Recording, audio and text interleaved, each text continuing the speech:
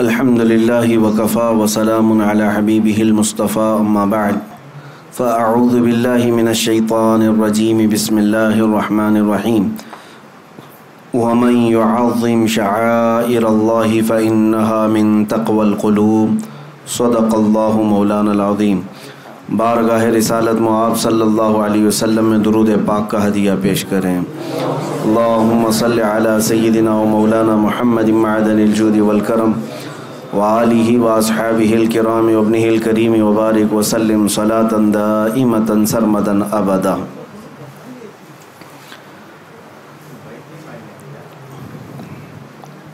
عزیزان گرامی وقار، اللہ عز و جل کا بے پایاں کرم و احسان عظیم ہے کہ اس نے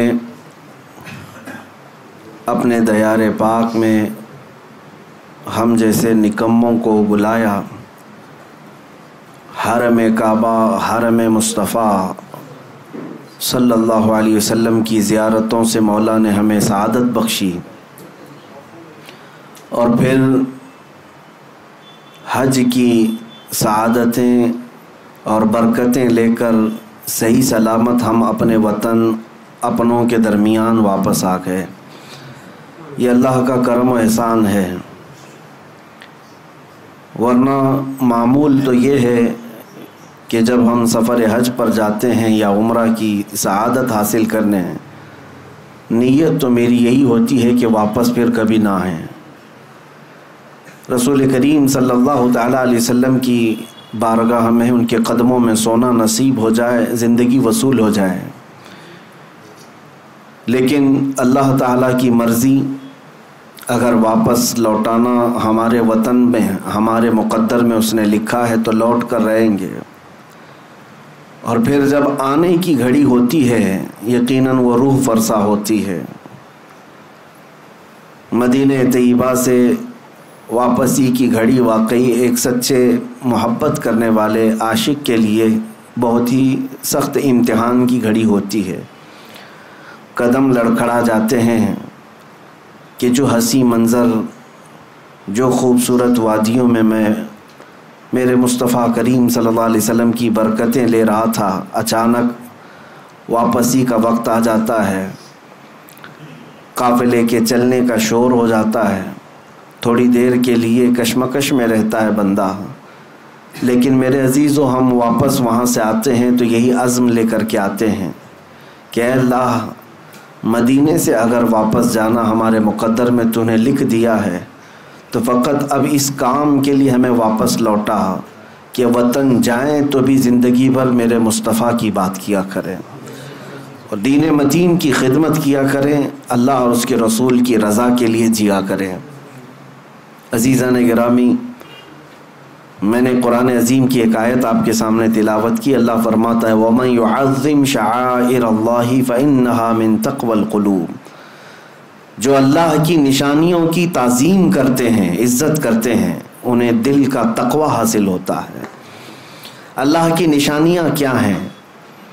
آپ نے قرآن کی آیت میں یہ سنا ہوگا إِنَّ الصَّفَا وَالْمَرْوَةَ مِن شَعَائِرِ اللَّهِ، قرآن میں ہی ہے، دوسرے پارے میں اللہ تعالیٰ فرماتا ہے بے شک صفا اور مروہ اللہ کی نشانیوں میں سے۔ صفا مروہ کیا ہے؟ یہ دو پہاڑیاں ہیں، کعبے کے قریب دو پہاڑیاں ہیں، صفا اور مروہ۔ ان دو پہاڑیوں کو اللہ تعالیٰ فرماتا ہے کہ یہ اللہ کی نشانیوں میں سے ہیں۔ کس لیے نشانیاں ہیں؟ اور قرآن میں چوتھے پارے میں آپ پڑھیں گے، اللہ تعالیٰ فرماتا ہے ان اول بیت وضع للناس للذی ببکۃ مبارکا وہدی للعالمین فیہ آیات بینات مقام ابراہیم۔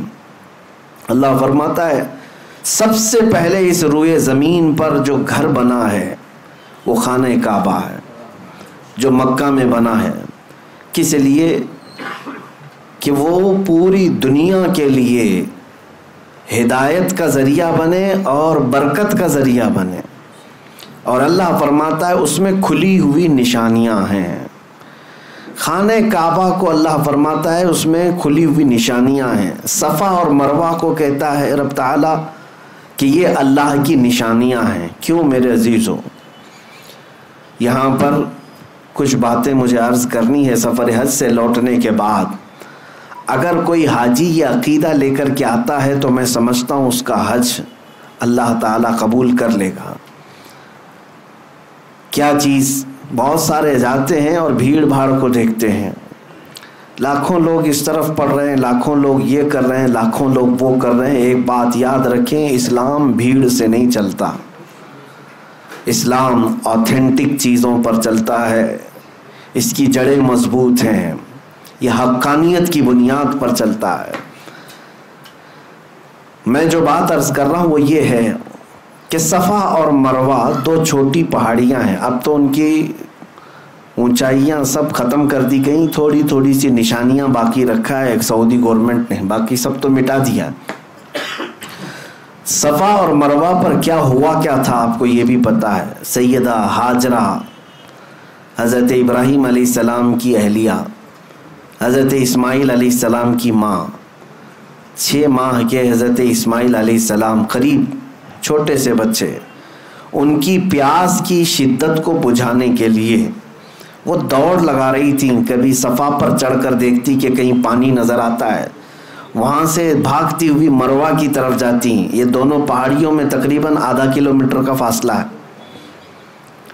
یا ہو سکتا ہے اس سے تھوڑا آس پاس ہوگا، 500 سے 700 میٹر کے درمیان ایک پہاڑی سے دوسری پہاڑی۔ صفا پر چڑھتی، پھر مروہ پر جاتی، پھر مروہ سے صفا کی طرف۔ لیکن اسماعیل علیہ السلام کو خانہ کعبہ کے قریب وہ سلا کر رکھی ہوئی تھیں زمین پر۔ روایات میں ہے کہ انہوں نے 7 چکر لگائے، پھر اللہ تعالیٰ نے اسماعیل علیہ السلام کی ایڑیوں کے نیچے سے زمزم کا پانی پیدا فرمایا، جس کو آج پوری دنیا پیتی ہے، سیراب ہوتی ہے، برکتیں بھی حاصل کرتی ہے۔ اب مجھے جو بات عرض کرنی ہے وہ یہ ہے کہ سیدہ ہاجرہ نے دوڑ لگائی اسماعیل علیہ السلام کی پیاس بجھانے کے لیے، صفا سے مروہ، مروہ سے صفا، صفا سے مروہ، مروہ سے صفا، یہ ٹوٹل 7 چکر ہوئے۔ اس کے بعد یہ بات اس واقعے کو ہو کر کے ہزاروں سال ہو گئے، لیکن آج بھی حاجی وہاں پر دوڑ لگا رہے ہیں، ہر عمرہ پر جانے والا وہاں پر دوڑتا ہے۔ میرے عزیزو، یہ کیا بات ہے؟ اللہ تعالیٰ نے اپنی اس محبوب بندی کی ادا کو قیامت تک آنے والے حاجیوں کے لیے واجب کر دیا۔ یہ اللہ کی نشانی ہے، دونوں پہاڑیاں۔ اب تم دوڑو گے، جو بھی حج کے لیے آئے گا، عمرہ کے لیے آئے گا، دوڑے گا۔ اب مجھے آپ یہ بات بتائیں، کیا آپ بھی کسی کی پیاس بجھانے کے لیے دوڑتے ہیں؟ کیا آپ بھی وہاں پر کسی کو پانی پلانے کے لیے دوڑتے ہیں؟ نہیں۔ آپ سب کو پتا ہے ہم آج وہاں پر دوڑ کسی کی پیاس بجھانے کے لیے نہیں، بلکہ اللہ کی ایک محبوب بندی کی ادا پر عمل کرنے کے لیے دوڑتے ہیں۔ اب بات ایک نکتے کی میں عرض کرتا ہوں۔ اللہ کی نشانیوں میں سے ایک نشانی ہے، کیا ہے؟ صفا اور مروہ۔ توجہ چاہتا ہوں، بہت ہی ایک اہم نکتے کی طرف آپ کی طرف توجہ لے جا رہا ہوں۔ اسماعیل علیہ السلام کون ہیں؟ اللہ کے نبی ہیں، بلکہ ابھی شیر خوار ہیں، دودھ پیتے ہوئے ہیں۔ اب یہاں سے مفسرین فرماتے ہیں سیدہ ہاجرہ وہ نبی نہیں ہے، نبی کی بیوی ہیں اور نبی کی ماں ہیں، لیکن جو دوڑ لگا رہی تھی، کس کے لیے دوڑ لگا رہی تھی؟ اسماعیل علیہ السلام کے لیے۔ مفسرین فرماتے ہیں ایک نبی کی پیاس کے لیے اگر کوئی دوڑے تو اللہ اس کو نشانی بنا دیتا ہے۔ ایک نبی کی پیاس کے لیے اگر کوئی دوڑے، اللہ اس کو نشانی بنا دیتا ہے۔ اے میرے عزیزو، اگر میرے مصطفیٰ کی عزت کے لیے کوئی دوڑے تو یاد رکھنا قیامت تک اس بندے کو بھی اللہ نشانی بنا دیتا ہے۔ بے نشانوں کا نشان مٹتا نہیں، مٹتے مٹتے نام ہو ہی جائے گا۔ آج بر صغیر بلکہ عالم اسلام میں اگر ایک عبقری شخصیت امام اہل سنت فاضل بریلوی امام احمد رضا خان رحمت اللہ تعالیٰ علیہ کو پوری دنیا جانتی ہے اور پہچانتی ہے تو اسی بنیاد پر کہ ایک نبی کی عزت اور اس کے پہرے داری کے لیے زندگی وقف کر دیا تھا، اور اللہ نے ان کی زندگی کو آج سارے لوگوں کے لیے نشانی بنا دیا۔ میں اللہ کی نشانیوں میں سے جو نشانیاں ہیں اس کو یہ سمجھ کر کے آیا کہ اب ہمیں اللہ تعالیٰ کی نشانی اگر بننا ہے تو میرے عزیزو نبی کی عزت اور ان کی محبت کے لیے دوڑ لگانا ہوگا۔ وہاں پر بہت ساری چیزیں ہیں، لیکن ایک محب رسول جاتا ہے تو اپنے حبیب کی خوشبوئیں وہاں ڈھونڈتا ہے۔ بعض بدبخت جاتے ہیں، وہ کہتے ہیں کہ یہاں پر اب مصطفیٰ کریم صلی اللہ تعالیٰ علیہ وسلم کا نام لینے کی بھی ضرورت نہیں، نعوذ باللہ من ذالک۔ کئی ایسوں سے میری ملاقات بھی ہوئی، وہ کہتے ہیں کہ وہ آئے تھے اور اپنا پیغام دی اور چلے گئے، وہ اتنے امپورٹنٹ نہیں ہے، قرآن امپورٹنٹ ہے، کعبہ امپورٹنٹ ہے۔ آپ آئے ہیں یہاں پر تو کعبے کا طواف کیجئے، قرآن کی تلاوت کیجئے۔ نبی نبی کیا کہتے ہیں، یہ ان کی مت ماری گئی ہے۔ میں نے ان سے کہا کہ نبی اہم نہیں ہے، ایک وہیں کے مقامی رہنے والا برسوں سے رہتا ہے، وہ کہہ رہا تھا کہ نہیں وہ اہم نہیں ہے، قرآن اہم ہے، کعبہ اہم ہے۔ میں نے کہا احمق کو دیکھو، اگر نبی اہم نہیں ہے تو ایک غیر اہم شخص اگر قرآن لا کے دیا ہے تو قرآن کیسے اہم ہو گیا؟ اگر وہ اہم نہیں ہے تو غیر اہم آدمی اگر کوئی کتاب کے بارے میں کہہ رہا ہے یہ اللہ کی کتاب، تو نے مان کیسے لیا کہ یہ اللہ کی کتاب ہے؟ پہلے تجھے یہ تسلیم کرنا پڑے گا جو قرآن لایا ہے وہ سب سے اہم ہے، جس نے کعبہ کی عظمت بتائی وہ سب سے اہم ہے۔ اگر وہ عظمت نہ بتاتا تو ہمیں کیا پتا، اگر وہ قرآن کے اوراق ہمارے سامنے تلاوت نہ کرتا تو ہمیں قرآن کیا پتا۔ اس لیے میرے عزیزو ہمارا معاملہ تو یہی ہے جو امام اہل سنت فاضل بریلوی نے فرمایا ہے کہ طیبہ نہ صحیح افضل، مکہ ہی بڑا زاہد، ہم عشق کے بندے ہیں کیوں بات بڑھائی ہے۔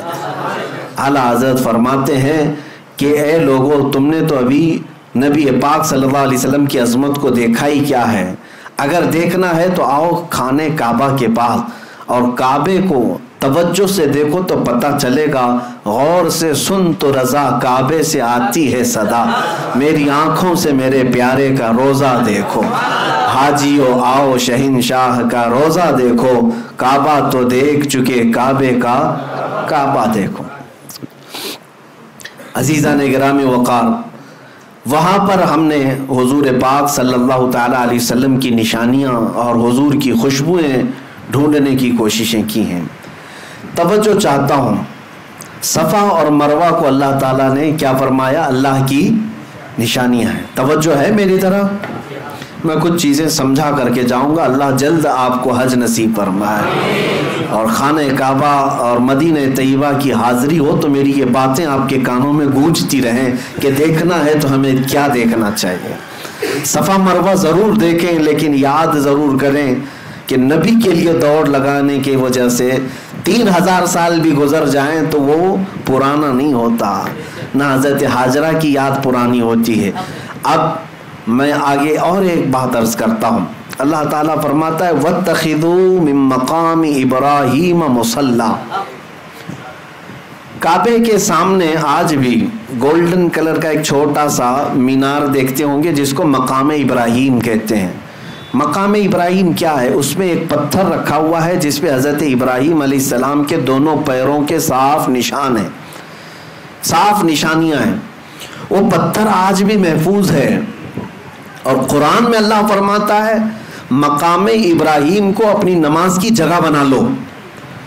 جو بھی حاجی، جو بھی ایک معتمر عمرہ کرتا ہے، طواف کے بعد مقام ابراہیم کے پاس آ کر کے 2 رکعت ضرور پڑھتا ہے۔ وہاں پر 2 رکعت پڑھنے کا حکم ہے۔ کعبہ سامنے ہے لیکن اللہ فرما رہا ہے مقام ابراہیم کے پاس، مقام ابراہیم کے پاس پڑھو 2 رکعت۔ قرآن کی آیت میں بتا رہا ہوں وَاتَّخِذُوا مِن مَّقَامِ إِبْرَاهِيمَ مُصَلًّى، اپنی نماز کی جگہ بناؤ مقام ابراہیم کو۔ اب ہم نے محسوس کیا، تحقیق کیا تو سارے لوگوں کی زبان پر ایک ہی بات جاری، اور وہاں پر بھی جا کر کے آپ پوچھیں گے، کچھ لوگ اس کے ارد گرد کھڑے بھی رہتے ہیں محافظ کی حیثیت سے، کچھ پولیس والے اور کچھ لال دوپٹے والے۔ وہ لوگ جب بھی آپ سوال کریں گے تو یہی کہیں گے کہ یہ پتھر ہے جس پر کھڑے ہو کر کے ابراہیم علیہ السلام نے کعبے کی تعمیر کی. اور ظاہر سی بات حقیقت ہے, تاریخ بھی ہے. وہ پتھر کی ایک تاریخ یہ ہے کہ ابراہیم علیہ السلام اس پتھر پر کھڑے ہو کر کعبے کی دیواریں بلند کرتے تھے. دیوار جتنی بلند ہوتی تھی پتھر بھی اونچا ہو جاتا تھا. جب ابراہیم علیہ السلام کو اترنا ہوتا تو پتھر چھوٹا ہو جاتا تھا. وہ فلیکسیبل سیڑھی کی طرح تھا, خود اونچا ہوتا تھا اور خود نیچے ہو جاتا تھا.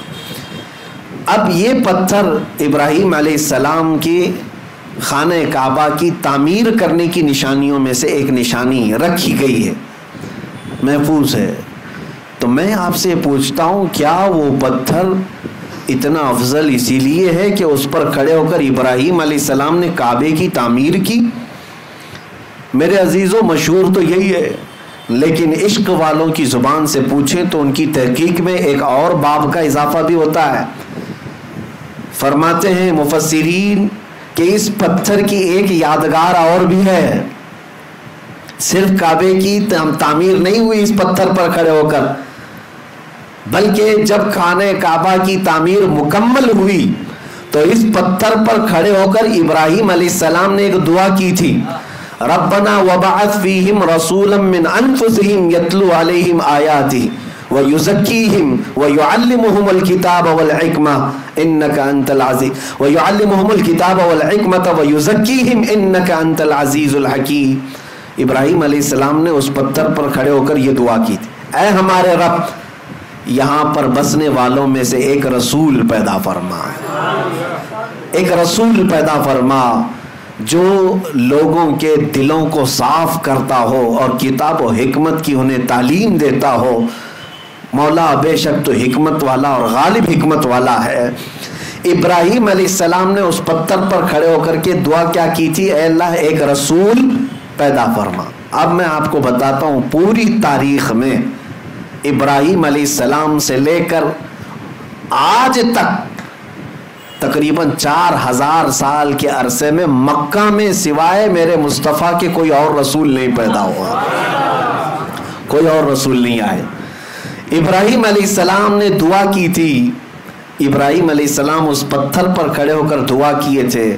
آپ کی دعا کے نتیجے میں تقریباً 2000 سال کے بعد یا 1500 سال کے بعد اگر اس مکے میں کوئی جلوہ فگن ہوا تو وہ آمنہ کا لال پیدا ہوا, تاجدار کونین رحمت عالم مصطفیٰ کریم صلی اللہ علیہ وسلم اس مکہ میں تشریف لائے.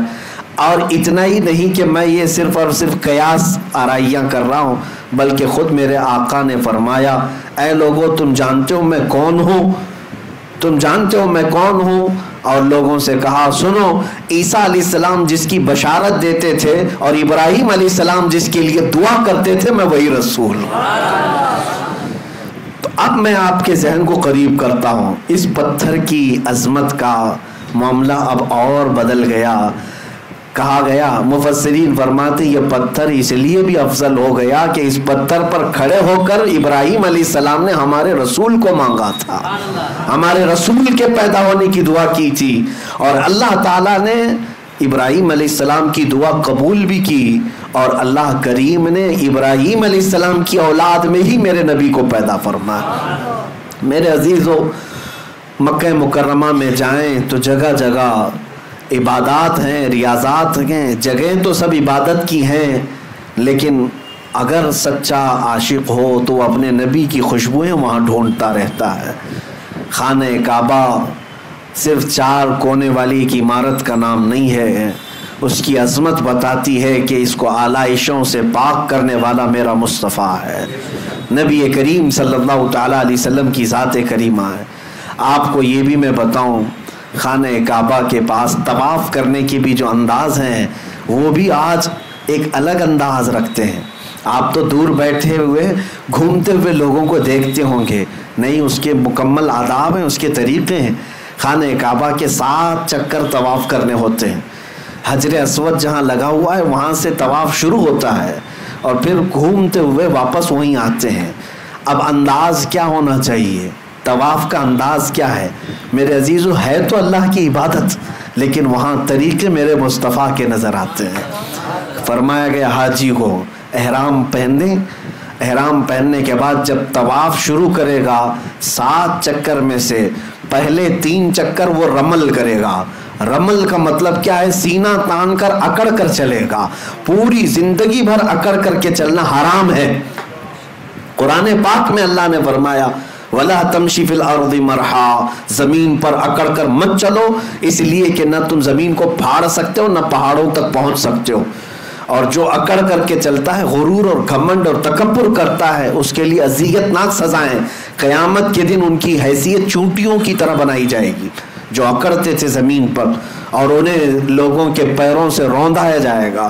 لیکن ایک مقام ایسا ہے جہاں حکم دیا جا رہا ہے اکڑ کے چلو، سینہ تان کر کے چلو.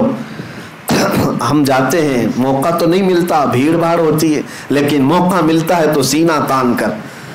اور وہ انداز کیسا ہے؟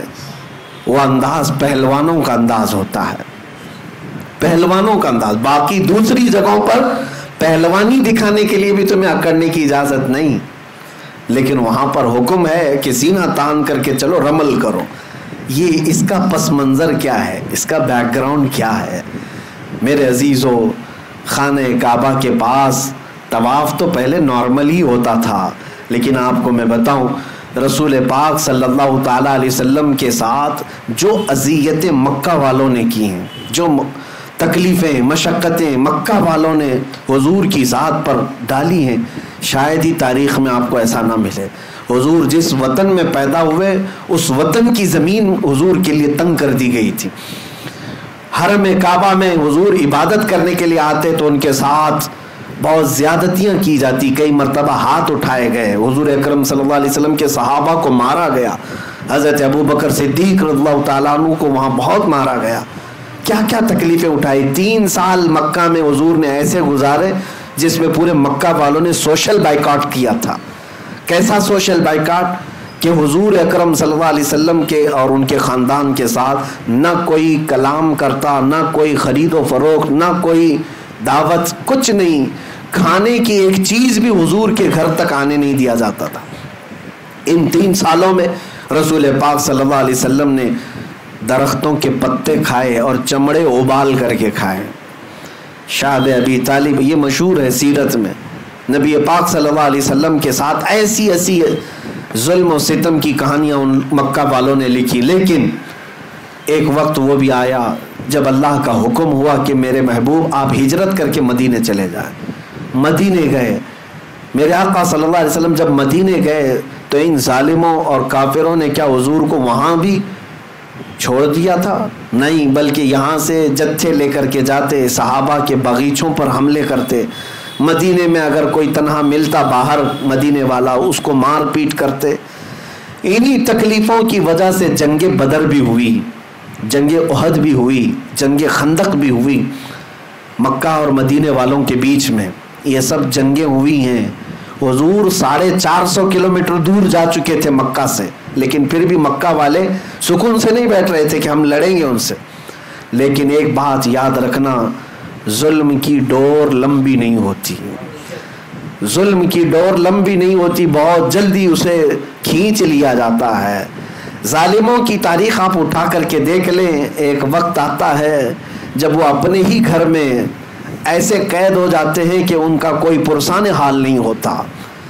آج بھی جو ظلم ہو رہا ہے، مجھے امید یہی ہے انشاءاللہ وہ وقت قریب ہے جب رب تبارک و تعالیٰ اپنی رسی کھینچے گا تو یہ اپنے ہی گھر میں بے آب و دانہ اور بغیر کسی پرسان حال کے دم توڑنے پر مجبور ہو جائیں گے.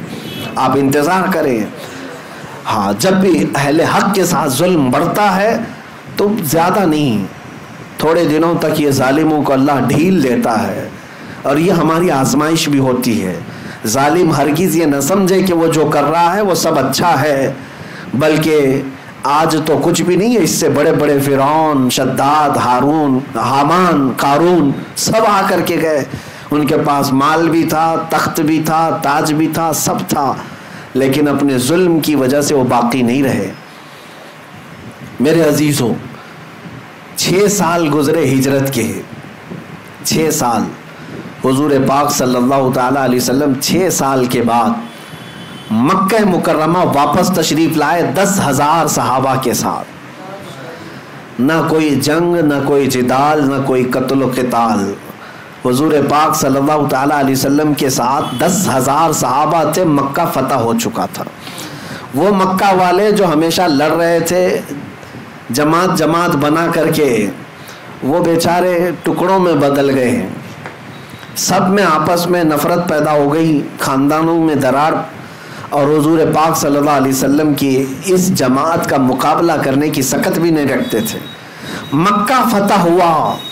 وہ صحابہ جو مکہ میں مارے گئے تھے، پیٹے گئے تھے، ان کا مال، ان کی جائیدادیں ہڑپی گئی تھی، وہ سب صحابہ واپس آئے ہیں. سوچیں آپ، تصور میں جائیں، جن صحابہ کو گھر بار سب چھوڑ کر کے مدینے جانا پڑا تھا، آج 6 سال کے بعد جب وہ واپس آئے، ان کے ساتھ کتنی خوشیاں تھی جانتے؟ ایک تو اپنا وطن، ایک تو اپنا آبائی گھر مل رہا ہے، اپنی وہی پہچانی ہوئی زمین، اس پر پلس یہ ہے کہ خانہ کعبہ آج کھلا ہوا مل رہا ہے. جہاں پر آنے پہ ان پر پابندی تھی، آج ان کے ہاتھوں میں ہے. اذان یہ دے سکتے ہیں، نماز یہ پڑھ سکتے ہیں. کتنی خوشیوں کا وقت ہوگا. یہ وہ وقت تھا فتح مکہ کا، جب رسول کریم صلی اللہ علیہ وسلم کے یہ صحابہ 10,000 کی تعداد میں تھے، خانہ کعبہ کے اندر داخل ہوئے. صحابہ کی کیفیت ہی الگ تھی. وہ وجد میں تھے، کوئی دیواریں چومتا، کوئی مٹی اٹھا کر چومتا تھا کہ مجھے اللہ تعالیٰ نے میری نعمت واپس عطا کی. انہی میں سے کچھ صحابہ ایسے تھے جب ان کافروں اور مشرکوں کو دیکھ رہے تھے جو ہتھکڑیوں میں تھے، آج مجبور تھے، تو ان کے سامنے سینہ تان کر کے طواف کرنے لگ گئے، اکڑ کر کے طواف کرنے لگے. طواف تو ہو ہی رہا تھا، حضرت عمر فاروق رضی اللہ تعالیٰ عنہ بیچ میں آ گئے. اس صحابی کے، حضرت سعد اور ایک صحابی تھے، کہا کہ یہ کس انداز سے چل رہے ہو تم؟ حضرت عمر آ کر روکنے لگے، یہ کس انداز سے آج تم چل رہے ہو؟ یہ طواف کا طریقہ ہے. تو حضرت عمر جب روکنے لگے، میرے مصطفیٰ کریم صلی اللہ علیہ وسلم نے پیچھے سے پکارا اور کہا، عمر چھوڑ دو، اس کی ادا کو اللہ بھی پسند کر رہا ہے. اللہ کو یہ پسند ہے کہ اس کے دشمنوں کے سامنے سینہ تان کر کھڑے رہیں. اللہ کو یہ پسند ہے. اللہ تعالی ہمیں ہمیشہ دشمنوں کے سامنے اسی طرح سے زندہ رکھے. میرے عزیزو، اپنوں کے لیے ہم سینہ تان کر نہیں کھڑے ہوں گے، اپنوں کے لیے کبھی اکڑ و غرور نہ ہو، لیکن اللہ سے دعا یہی کریں کہ اس کے دشمنوں اور اس کے حبیب کے دشمنوں کے سامنے ہمیشہ ہمارا سینہ چوڑا رہے، ہمیشہ ہم سینہ تان کر کے کھڑے رہیں.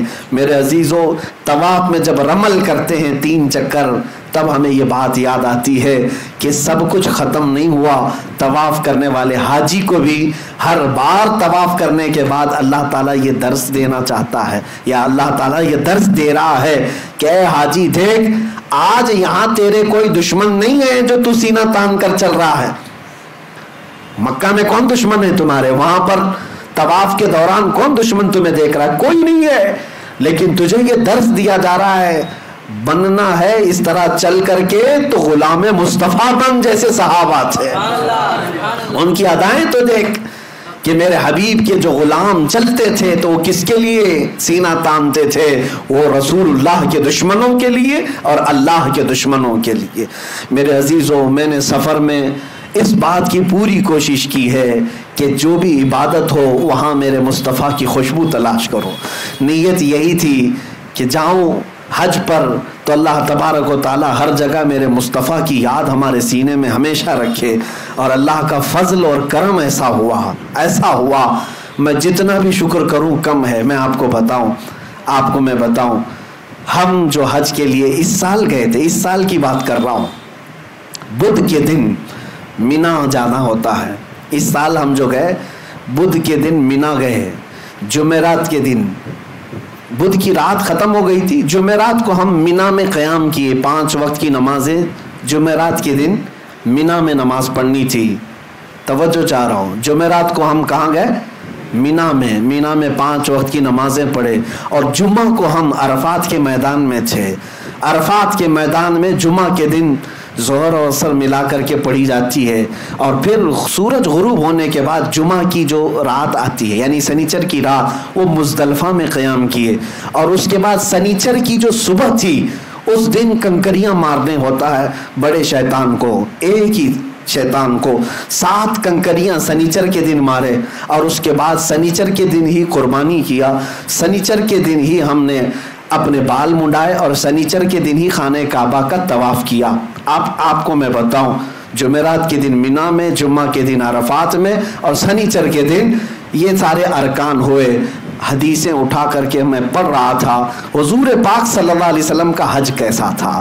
میرے آقا صلی اللہ تعالیٰ علیہ وسلم نے اپنا جو آخری حج فرمایا، صحابہ روایت کرتے ہیں کہ اللہ کے نبی کا جو آخری حج تھا حضور پاک جمعرات کے دن مینا میں موجود تھے، اور جمعہ کے دن میرے آقا عرفات کے میدان میں تھے، اور وہ آخری خطبہ جو حضور نے عطا فرمایا پوری امت کے لیے وہ عرفات کے میدان میں جمعہ کے دن تھا۔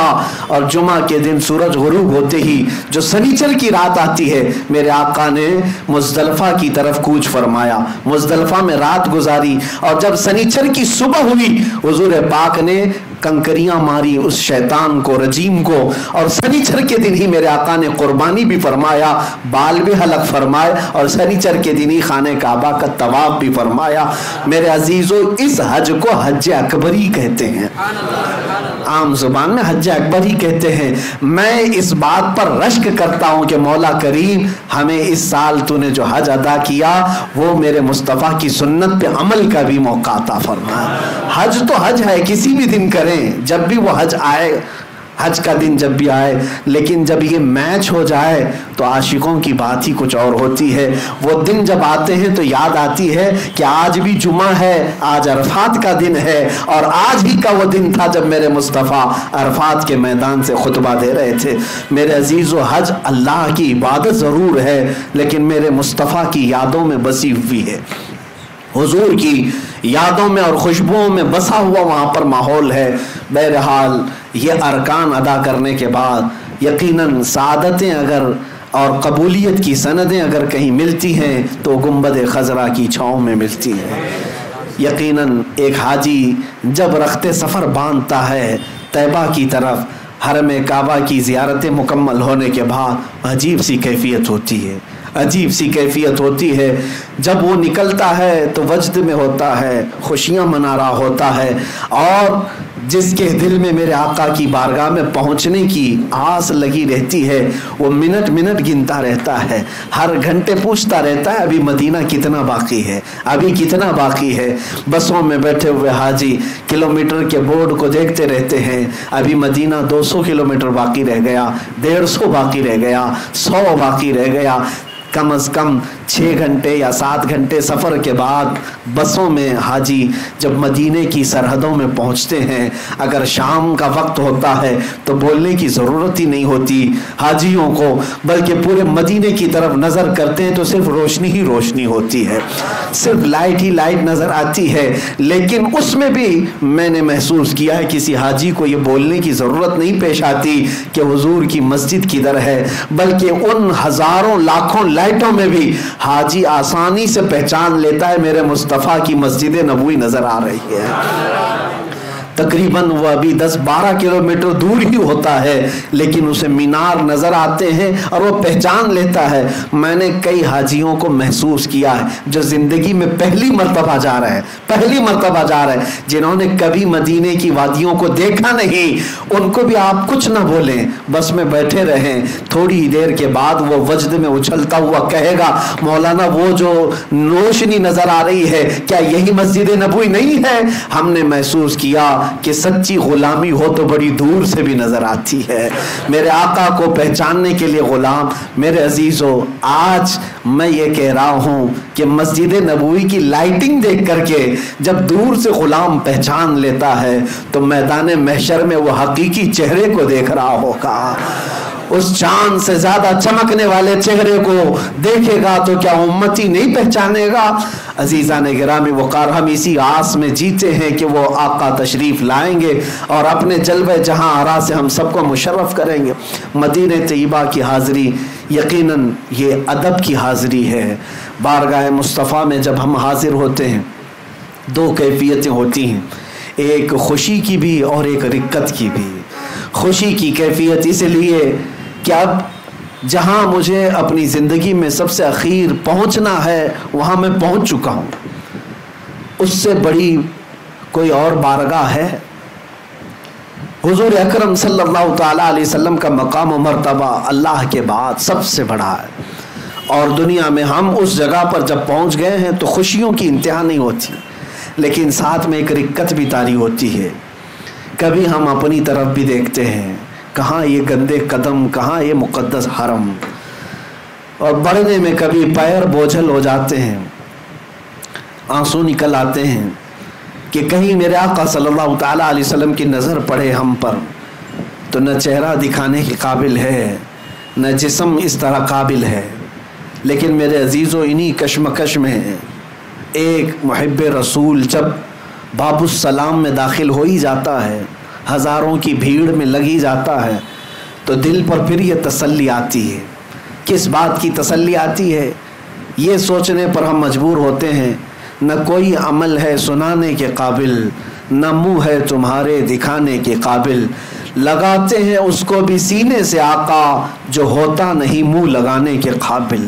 جب یہ بات یاد آتی ہے تو پھر حوصلہ ہو جاتا ہے کہ تجھ سے جو منہ چھپاؤں تو کروں کس کے سامنے یا رسول اللہ، آپ کے پاس نہ آؤں تو پھر کس کے پاس جاؤں؟ اس لیے کہ ہم نے بچپن سے یہی سنا ہے، بے ہنر و بے تمیز کس کو ہوئے ہیں عزیز، ایک تمہارے سوا تم پہ کروڑوں درود، گندے نکمے کمی مہنگے ہیں کوڑی کے تین، کون ہمیں پالتا تم پہ کروڑوں درود۔ نبی پاک صلی اللہ تعالیٰ علیہ وسلم کے دربار میں ہم حاضر ہوتے ہیں تو اسی آس کے ساتھ یاد رکھیں اعلیٰ حضرت کے اشعار بہت حوصلہ دیتے ہیں، بہت حوصلہ دیتے ہیں۔ کم از کم میں اپنے متعلق ضرور کہتا ہوں، بڑی حوصلہ مندی کی یہاں پر باتیں ملتی ہیں، پھر جب بارگاہ مصطفیٰ میں ہم پہنچتے ہیں وہ جالیوں کا سنہرا موقع، اللہ اکبر، چاہتا تو ہر حاجی یہی ہے کہ گھنٹوں یہیں کھڑا رہ جاؤں، بلکہ ہماری تمنا تو یہی ہوتی ہے کہ ہم یہیں گڑے رہ جائیں اور روح ہماری نکل جائے، لیکن تقاضا فطرت یہ ہے، ایک میرا ہی رحمت میں دعویٰ نہیں، شاہ کی ساری امت پہ لاکھوں سلام، لاکھوں لوگ وہاں پر منتظر ہیں میرے آقا کی ایک دید کے، ایک طلب کے۔ ہم سلام کر کے صرف آگے بڑھ ہی جاتے ہیں اور اس تمنا سے جھالیوں کے سامنے سے گزرتے ہیں کہ ضروری نہیں کہ یہاں کھڑے ہو کر کے ہی سنائیں تو سنیں گے۔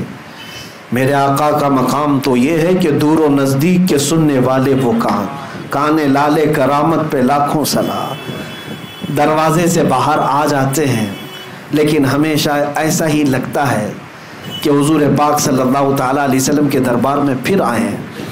اس بار کے سفر میں میں نے دیکھا عزیزان گرامی وقار، آپ کو میں ایک بات بتاؤں، مسجد نبوی کے باہر جو صحن ہے، جو ماربل لگے ہوئے ہیں، کچھ جگہ تو ایسے ماربل ہیں جو گرمی سے گرم نہیں ہوتے، ٹھنڈے ہی رہتے ہیں۔ خصوصی قسم کے کچھ ماربل خانہ کعبہ کے طواف کے دوران جو مطاف ہے وہاں پر بھی لگے ہیں اور حضور کے روضے کے آس پاس، لیکن جو بڑا صحن ہے جس میں چھتریاں ہیں وہاں پر جو پتھر لگے ہیں وہ اتنی تیز گرم ہوتے ہیں، اتنی تیز کہ میں سمجھتا ہوں کہ اگر کسی ہانڈی میں چاول چڑھا دیں تو پک جائے گا۔ 50 ڈگری اس بار گرمی کی شدت تھی، میں نے جو محسوس کیا 49 ڈگری 50 ڈگری تک مدینے میں اس بار گرمی کی شدت پہنچی ہوئی تھی۔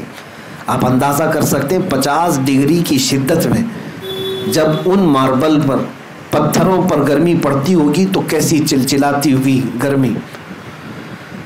میں عشاء کے وقت کی بات کر رہا ہوں، عشاء کے وقت چپل ہم دور نکال دیا کرتے، پیدل چل کر کے تھوڑی دور ہمیں جانا تھا، اتنی دیر میں ہی ہمارے تلووں کے اندر پورے عجیب سی گرمی ایسی لگی کہ بعد میں دیکھا، محسوس کیا۔ میرے عزیزوں، میں یہ شکایت کے طور پر نہیں کہہ رہا ہوں، صرف یہ بتا رہا ہوں کہ پتھر کتنے گرم ہوتے ہیں رات کے وقت جب اتنے گرم تھے۔ اب میں حقیقی بات بتانا چاہتا ہوں۔ ظہر کے وقت میں نے دیکھا، جانے کی ہمت نہیں تھی، دور کھڑے تھے جنت البقیع کے پاس، ایک بندے کو ہم دیکھ رہے تھے ننگے پیر پیدل انہی پتھروں پر چلتا ہوا باب السلام کی طرف گیا۔ کسی اور کے چلنے کی ہمت بھی نہیں ہے بغیر چپل کے۔ گیا باب السلام میں اندر داخل ہوا، سلامی پیش کیا، وہاں سے جلدی نکال دیتے ہیں پولیس والے، سلام کرو نکل جاؤ۔ نکل آیا، باہر آنا ایسا ہے کہ پیر رکھو تو چیخ نکل جائے گی تمہاری، لیکن انہی میں وہ آرام سے چلتا ہوا یہاں تک آیا۔ دوبارہ پھر باب السلام گیا، چلتے ہوئے واپس گیا، پھر داخل ہوا، سلام کیا، تھوڑی دیر کے بعد دیکھے پھر باہر نکل آیا، پھر اسی گرم پتھروں پر پھر چلتے ہوئے باب السلام کی طرف گیا۔ کافی دیر تک دیکھتا رہا، نہ جانے وہ کب تک اس طرح ادھر سے جاتا تھا، سلام کر کے پھر آتا تھا، پھر انہی پتھروں پر۔ میں نے محسوس کیا کہ اگر 2 منٹ کوئی اس پتھر پر چلے تو اس کے نیچے، پیروں کے نیچے جل جائے گا، آبلے پڑ جائیں گے، لیکن گھنٹوں وہ بندہ چلتا رہا صرف حضور کو سلام پیش کرنے کے لیے۔ سچ مانو میرے عزیزوں، آنکھیں بھیگ گئیں، جسم پہ کپ کپی طاری ہو گئی۔ میں نے یاد کیا، یا رسول اللہ، یہ صرف اور صرف تمہاری محبت کی تاثیر ہے۔ آج ہمیں احساس ہو گیا کہ بلال حبشی گرم سل کو کیسے برداشت کرتے تھے۔ اگر میرے مصطفیٰ سامنے ہو تو پھر آگ بھی ٹھنڈی نظر آنے لگتی ہے، پتھروں کی گرمی بھی نرم اور ٹھنڈی محسوس ہونے لگتی ہے۔ ان عاشقوں کو ہم نے دیکھا، ان گرم پتھروں پر وہ چل کر بار بار سلام کے لیے جا رہے ہیں، یقیناً تلووں میں آبلے پڑے ہوں گے، زخم آئے ہوں گے، لیکن اگر اس سے پکڑ کر پوچھتے تو شاید وہ یہی بتاتا کہ میرے تلووں کی کیا حیثیت اس حسین گنبد کے سامنے، میرے پیروں کی کیا حیثیت اس عظیم بارگاہ کے سامنے۔ عزیزان گرام وقار، نبی اکرم صلی اللہ تعالیٰ علیہ وسلم کے دربار میں حاضری دیتے ہوئے آج بھی ہزاروں عاشقوں کو دیکھا جن کی کیفیت عجیب ہوتی ہے۔ ہم یہ نہیں جانتے کہ وہاں کون کس حالت میں آتا ہے، کون کس حالت میں آتا ہے۔ ایک بڑے بزرگ لاہور کے رہنے والے، ان کے مرید حج پہ جا رہے تھے تو انہوں نے اپنے پیر و مرشد سے اجازت لی۔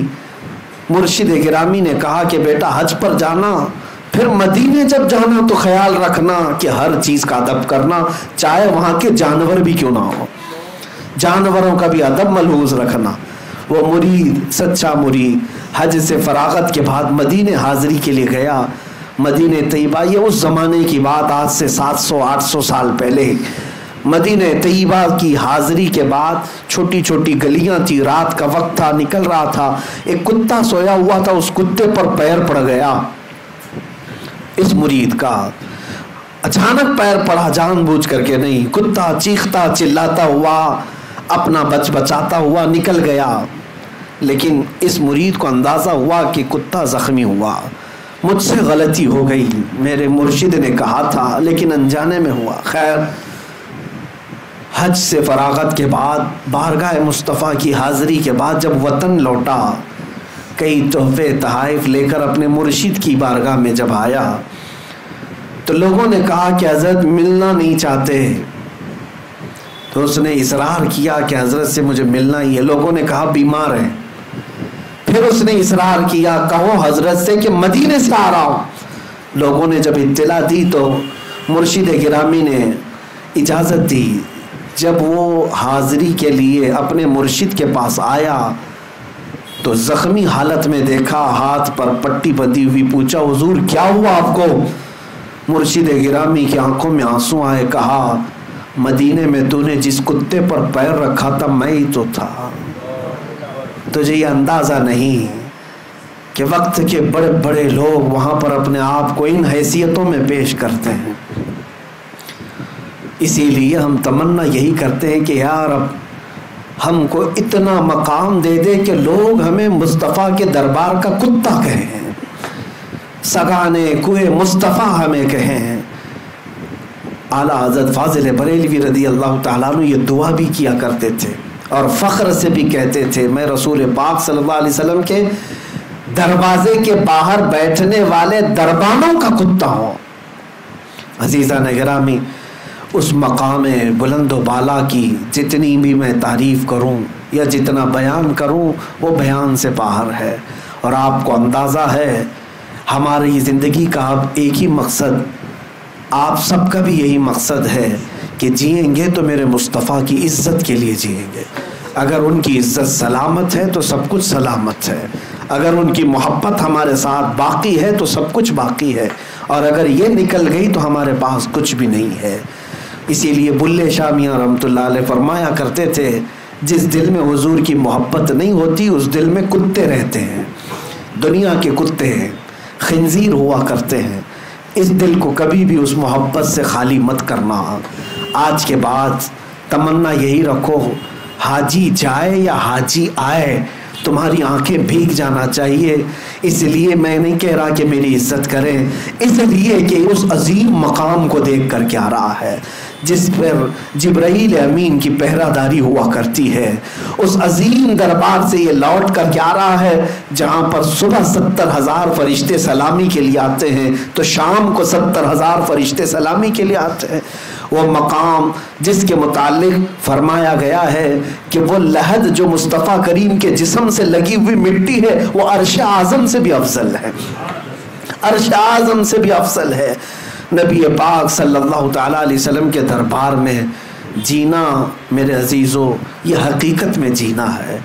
میں نے مرشد گرامی حضور تاج الشریعہ رحمۃ اللہ تعالیٰ علیہ کو یہ کہتے ہوئے بھی سنا ہے کہ وہ اپنے اشعار میں بھی یہ کہتے تھے، داغ فرقت طیبہ قلب مزمحل جاتا، کاش گنبد خضرا دیکھنے کو مل جاتا۔ انہی میں انہوں نے تمنا یہ کی ہے کہ اگر حضور کے دربار میں موت آ جائے تو اے لوگوں سمجھ لو حقیقت میں وہ زندگی مل گئی، زندگی مل گئی۔ یہاں کا جینا تو ہم دیکھ رہے ہیں یہاں جی کر کے بھی موت کی طرح ہے، مردار کی طرح لوگ جیتے ہیں، لیکن جنت البقیع کو کئی مرتبہ دیکھو تمہاری پیاس نہیں بجھتی، وہ قبرستان ہے اور اس قبرستان کو کچھ بھی سجایا نہیں گیا، صرف اور صرف ریتیلی مٹی کا قبرستان ہے، قبروں کے صحیح نشان بھی نہیں ہے، لیکن میں گھنٹوں کھڑا رہا ہوں قبرستان میں۔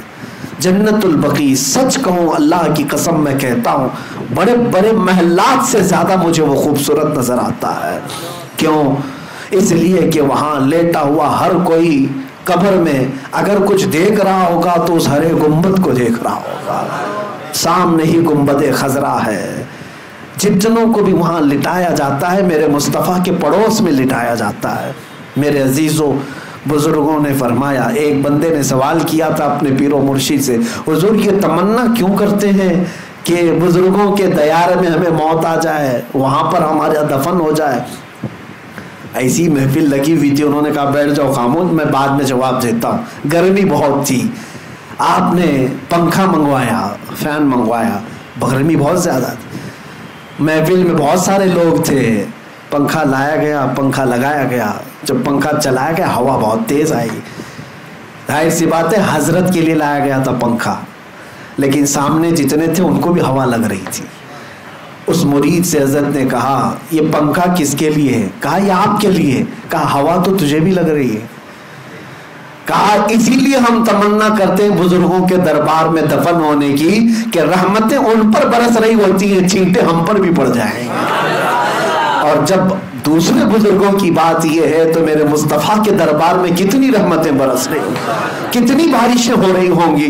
حضور کا دربار بھی ہے، صدیق اکبر بھی وہی ہیں، فاروق اعظم بھی وہی ہیں، عثمان غنی بھی اسی جنت البقیع میں ہیں، سیدہ کائنات فاطمہ الزہرا بھی اسی قبرستان میں ہیں، ماں عائشہ صدیقہ وہاں ہیں، حضور کی ساری ازواج مطہرات ہم سب کی مائیں وہاں پر ہیں، حضور کی پھوپھیاں وہاں پر ہیں، 10,000 کے قریب صحابہ وہاں پر موجود ہیں، 1 لاکھ سے زیادہ تابعین اور اولیاء وہاں پر ہیں. اگر اس قبرستان میں کوئی دفن ہو گیا تو اس کے وارے نیارے ہیں.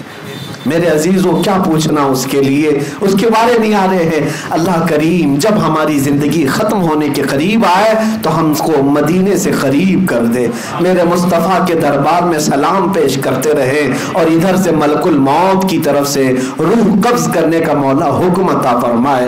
دھوم سے مدینے میں جنازہ نکلے، میرے مصطفیٰ کے شہر کا کفن پہنے